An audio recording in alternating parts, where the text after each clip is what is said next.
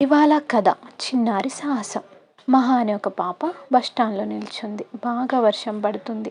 Weather అంతా చీకటిగా అయింది. అయినా కూడా మహా ధైర్యంగా ఉంది. తనకి చీకట్లో గోడపైన ఏదో కదలడం కనిపించింది. దగ్గరికెళ్ళి చూస్తే అది పాము. మహా దాన్ని చూసి భయపడింది. తర్వాత కొంచెం ధైర్యం తెచ్చుకొని పాముని జాగ్రత్తగా పట్టుకొని ఒక పెట్టెలో పెట్టి తనకి దగ్గరలో ఉన్న గార్డెన్లో పాముని కేర్ఫుల్గా వదిలేసింది. అదే గార్డెన్లో ఉన్న ఒక అతను మహా పాముని వదిలేయడం చూసి తన దగ్గరకొచ్చి, ఏంటి పాప, పాముకి హెల్ప్ చేశావు, నీకు పామంటే భయం లేదా అని అడిగాడు. అప్పుడు మహా, అంకుల్, నాకు పామంటే భయమే, కానీ మా అమ్మ చెప్పింది వాటిని చూసి మనం భయపడ్డట్టే అవి కూడా మనల్ని చూసి భయపడతాయని. అది అలాగే బయట తిరిగితే ఎవరో ఒకరు దాన్ని చంపేస్తారు, అందుకే గార్డెన్లో వదిలేశాను అంకుల్ అంది. అతను ఆ చిన్నారి సాహసాన్ని మెచ్చుకున్నాడు.